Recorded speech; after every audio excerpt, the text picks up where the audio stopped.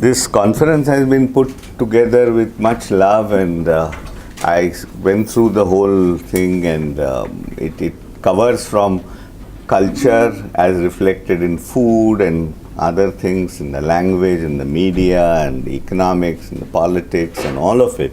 It's fairly comprehensive. What I'm going to do, and it has to do with understanding the various narratives about Mumbai. I'm going to step back a little bit and for the keynote, and hopefully provide my understanding of the situation in Mumbai as of today, taking you very briefly, because there is something on history also in the conference, so I'm going to very quickly go through what phases Mumbai went through, and then provide a framework within which you should, I believe, understand the narratives and locate your discussions with respect to those two things.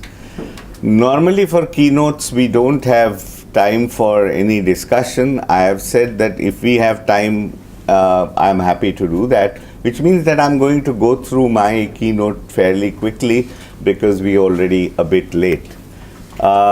So let me begin and see if I can go to the next slide. I can't. What do I press here? Because there is an arrow. Yeah, just the arrow button. No? Yeah, but it doesn't go there. No. Okay. No, that she did it. Anyway, whoever does, whenever I press this, you take it forward. So, let me run you through a few slides which look at how Mumbai has come to be as of today. And I thank Prasad Shetty, who is an urbanist, and for these particular pictures that he had provided in the process of that e-mentoring course that we did for the World Bank Institute. So we started with a pastoral economy where basically it was coolies and rice cultivation. That is what Mumbai was in the, about 400 years ago. We then went on to, is this happening automatically or you are doing it? Okay.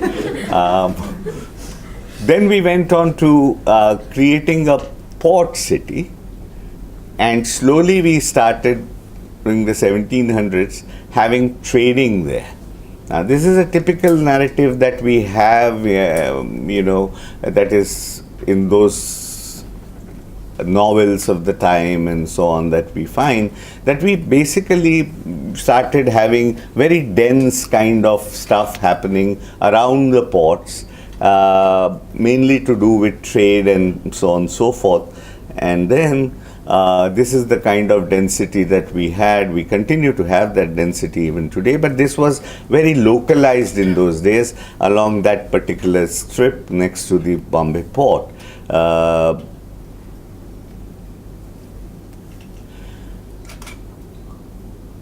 After that, what happened, because of historical reasons, the American Civil War and so on, and the typical increase of requirement of cotton and textiles from India, which was fortuitous in a sense, we started having the textiles come in.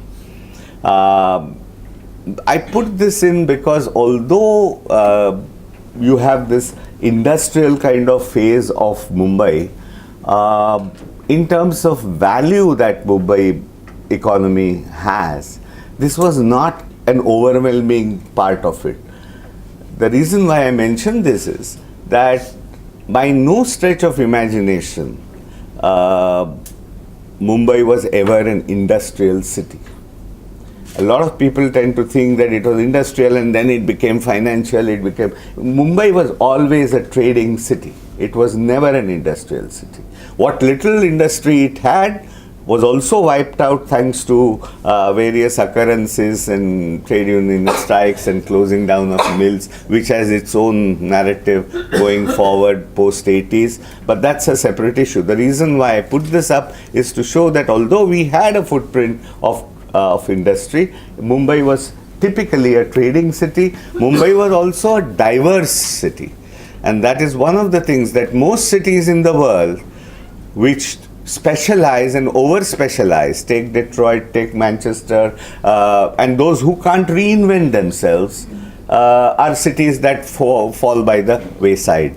So, for example, if you look at New York, if you look at what happened to the area of near Boston, all of that, Detroit did not come up because it lost, because it was a Manchester did not come back into its old glory. But these two suddenly became fine art on one hand, and design and high living, and of course finance. Whereas Boston became an educational hub with MIT, Harvard, everything being concentrated there, and so on. So the point is that cities survive if they have diversity.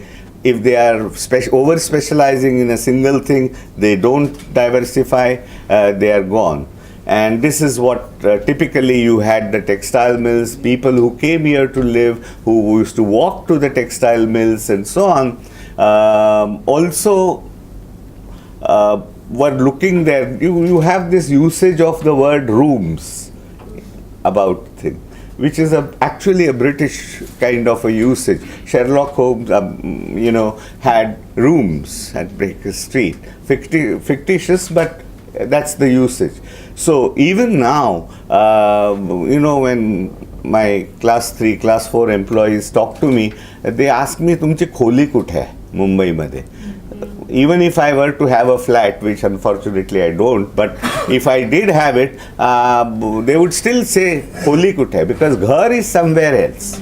Your home is somewhere else. So this was the Charles, which was supposed to unfortunately, people now synonymously look at them as slums. Slums have a very negative connotation. Charles were not like that. They were very vibrant culturally. Actually, slums today are also vibrant culturally. So, after that, it became all these colonial institutions that were set up, the university and the secretariat and all the other things that came into it.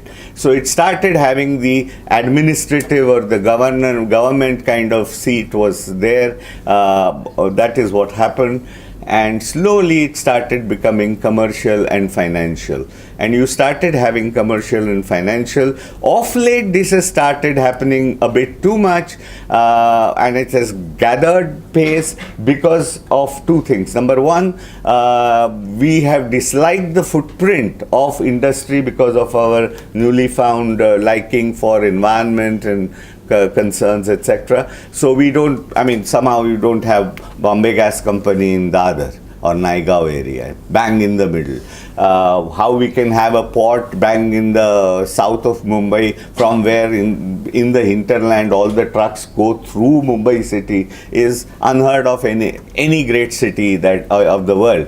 But that was the history. We are changing it by having the new port outside of the city of Mumbai, as it should be. So, and now you find that this is the modern city, part of it that is there, that is completely disjointed, decoupled from the other reality of city. My friends sometimes, when we come from the fort and come via BKC, the moment we turn into coming towards the CST road, they say, we were traveling in the States or some other place, now we are getting back to India, kind of. That's a very, very stark difference in about 100 meters that you find. Yeah. So this was what we were talking about. No need to really think about it, because I'm not going to analyze this. This is just by way of a backdrop to the whole thing. So some relevant facts circa 2018. Mumbai, all of us who are from Mumbai, we know all these things. I don't have to spend too much time about it. But just the kind of densities that we have already, amazing. How there are no cities, modern cities with these kinds of densities really across 400 odd square kilometers. There's a lot of migration, there's a lot of slums and so on that are happening, but the amount of footprint that the slums have in Mumbai city is quite small.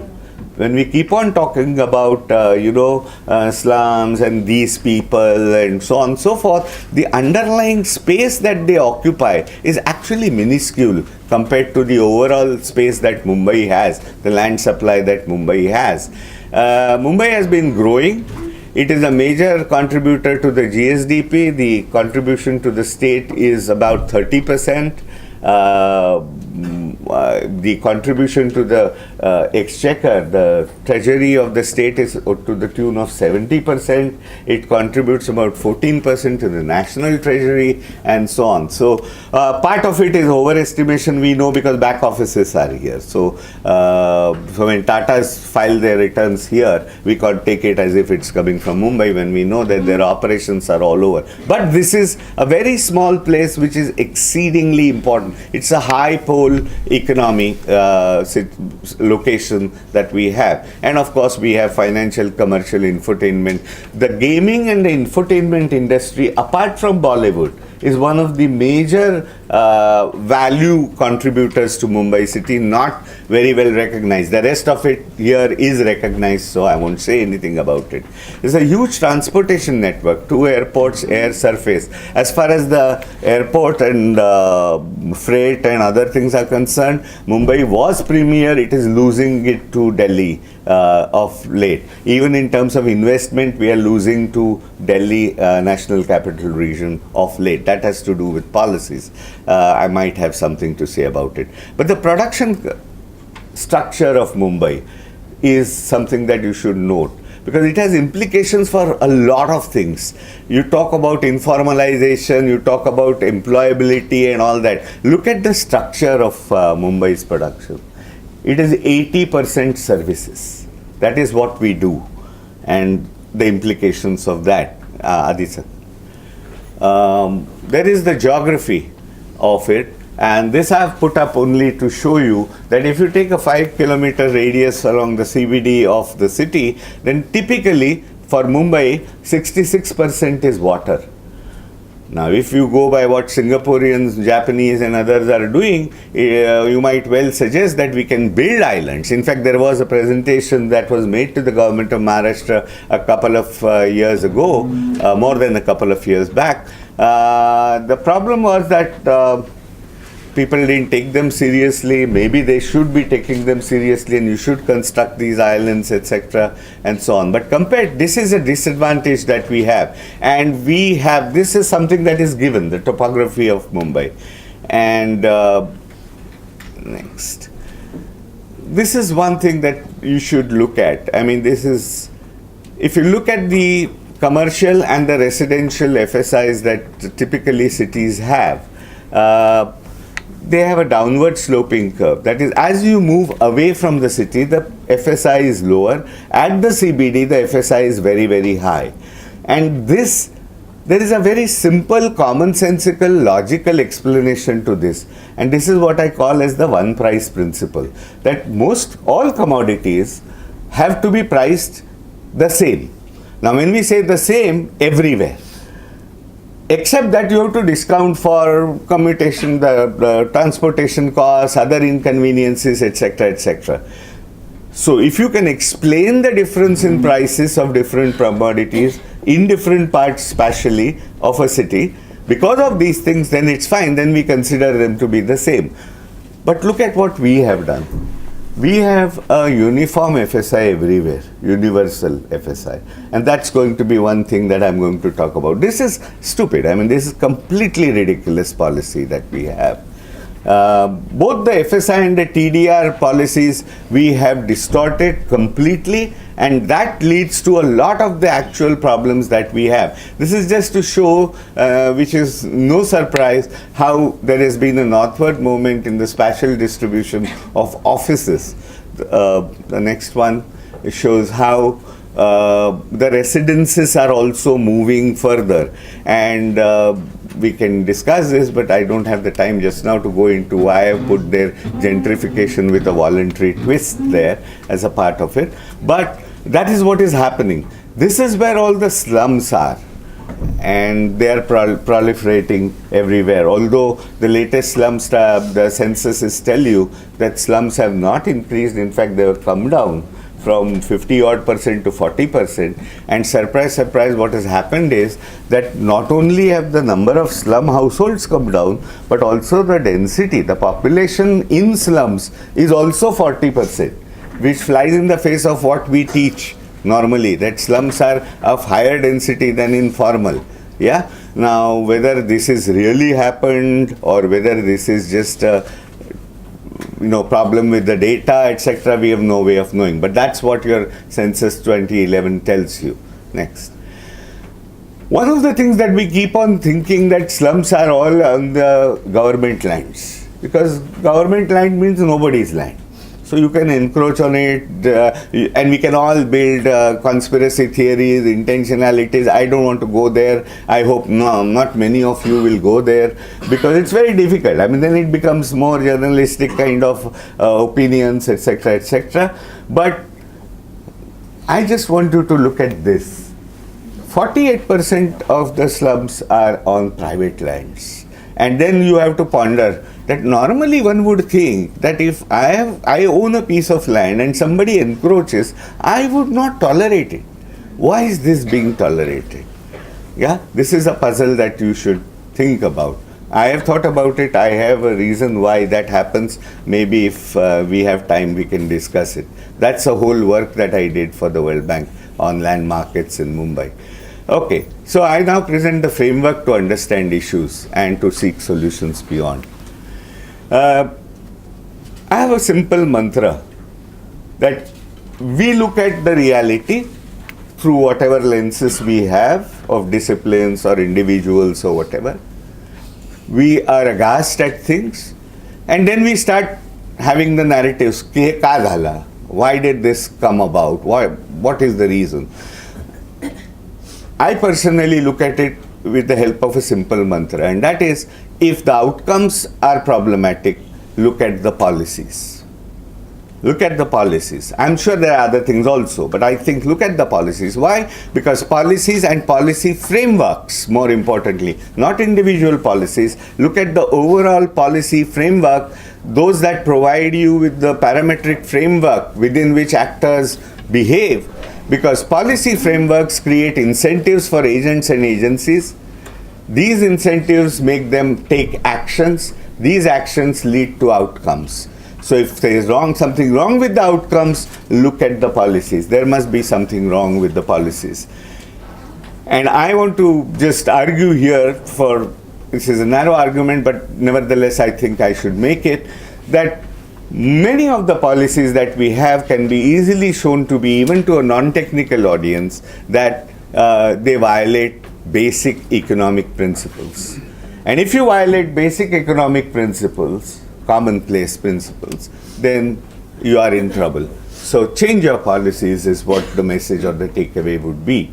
So what are these principles? Very quickly, the one price principle or the no arbitrage policy I already talked about. The second is the stock flow equilibrium. In economics, we have value of a stock and the cash flows that are supposed to come out of that asset. So with present value, we compute its current value, which is supposed to be the rent that comes out of it, which has to be equal. There has to be a relation between the stock value and the flow that comes out of it. The moment you violate that, you get into trouble. And the illustrations of that, and I'll have something to say about it, but I'm flagging these things here. Your affordable housing, slums, rent control regimes that you have, all are violative of a stock flow equilibrium. Epsilon truthfulness, which basically is goodness of law, which means that your policies should be incentive compatible. That however grand morally your policies are, if they are not fulfilling the incentive compatibleness, basically it means that you have to give a pat on the back for something good done and you have to punish something bad done. That's what incentive compatibility is. If you don't recognize that, then your law is not good, and if you don't have a good law, then it's never going to be followed. That's one more. One more thing is the general equilibrium perspective, or as I said, look at the framework Don't look at individual policies when you are looking at stuff. The last one has to do with look at the data. We don't have data many times, and reliable, consistent data that we can talk with. We then only have anecdotal evidence, and we only are able to then have opinions rather than anything else. I won't talk about that because that's not going to. I'll skip this, but this is only to put this particular slide I had put in to look at the institutional lock-ins that we have got. And by institutions, I mean rules of the game. I use word organization for what most of us in normal parlance talk about institutions. I call that organizations. For me, institutions are rules of the game. And whether political, economic, and other things are there, the only thing is sanctity of contracts is very, very important for credibility of government, because I'm going to argue that governance is important. Discretion and exemptions are important because complex situations do not lend themselves to complete codification. So you can't get rid of discretions completely. All I am arguing is that when you have discretions and exemptions, try to minimize them as much as possible, and when you do have them, have transparency.